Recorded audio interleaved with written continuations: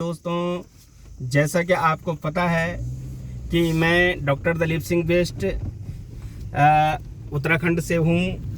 और आप लोगों को जैसा पता है कि उत्तराखंड क्या है, जंगलों के लिए माना जाता है, जाना जाता है। यहाँ बहुत सारे जंगल हैं और इस जंगलों के कारण ही कई बार यहाँ से एक बात उड़ती है कि हमको ऑक्सीजन रॉयल्टी के रूप में कुछ केंद्र सरकार हमको पैसा दे। इसका मतलब है कि पहाड़ों में जंगल हैं और जंगलों की जो शुद्ध हवा और शुद्ध पानी है वो पूरे देश को लाभान्वित करता है। तो दोस्तों, मैं कुछ विशेष जंगलों के बारे में बताता हूँ जो कि उत्तराखंड के लिए एक अभिशाप के रूप में भी हैं। भले उनसे अगर व्यापारिक दृष्टिकोण से देखा जाए तो उनका अपना ही महत्व है, और वो है चीड़ के जंगल। चीड़ को जब ब्रिटिश गवर्नमेंट थी तो ब्रिटिश सरकार यहाँ व्यापारिक पर्पज से लाई थी, क्योंकि इसका क्या है, व्यापारिक महत्व है।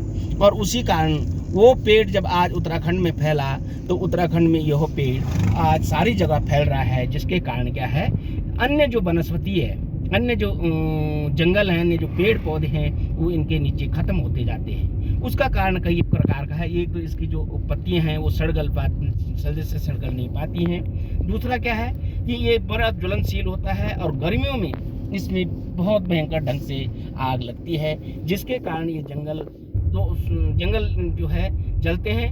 लेकिन इसका एक सबसे बड़ा कारण है, ये पूरे जलने के बावजूद भी इसमें बहुत ज़्यादा इस जंगल को हानि नहीं होती। लेकिन इसके जो अन्य वनस्पतियाँ हैं, अन्य पेड़ पौधे हैं, वो जल के राख हो जाते हैं। यानी ये अन्य के लिए अभिशाप बनता जा रहा है। ज्वलनशील होने के कारण यह स्वयं तो जलता है, लेकिन स्वयं को उतनी इसको नुकसान नहीं होता है जितना अन्य वनस्पतियों को होता है, जिसके कारण क्या है, ये उत्तराखंड के लिए अभिशाप बनता जा रहा है। और यदि ये किसी भी जंगल में अगर एक दो पेड़ हो गए तो ये अन्य इतनी जल्दी फैलता है कि ये अन्य चीज़ों के जंगल को ख़त्म करता रहता है। तो दोस्तों, कि जैसा कि पता है कि ये अभी क्या है, ये अभी एक बहुउपयोगी पेड़ है।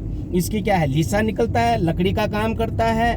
और यदि इससे जो हम सड़क पे जिस पे हम चल रहे हैं, इसमें डेंटिंग पेंटिंग का काम भी इसी के जो लीसा है उससे जो तारपिन बनता है, उस तारकोल निकलता है, उससे बनता है। इसका तारपिन का तेल भी बनता है और अन्य चीज़ें बनती हैं। लेकिन अगर इसकी पत्तियों का उपयोग किया जाए और इनकी पत्तियों का उपयोग किसी औद्योगिकरण के रूप में किया जाए तो इससे बहुत कुछ लाभ भी प्राप्त होगा, क्योंकि इससे क्या है, उद्योग लगेंगे, स्थानीय बेरोजगारों को रोजगार मिलेगा, महिलाओं को भी रोजगार मिलेगा, क्योंकि इसकी पत्तियों को इकट्ठा करने के बावजूद फैक्ट्रियों में ले जाया जाएगा और उससे कोयला बनाया जा सकता है, या अन्य चीज के रूप में, अन्य रूप में उसकी पत्तियों का उपयोग किया जा सकता है। लेकिन इसके लिए क्या है, इस तरह के उद्योग विकसित करने होंगे, जिससे कि क्या है, एक तो पहाड़ के युवाओं को रोजगार मिलेगा और उसके कारण क्या है, पलायन भी रुकेगा।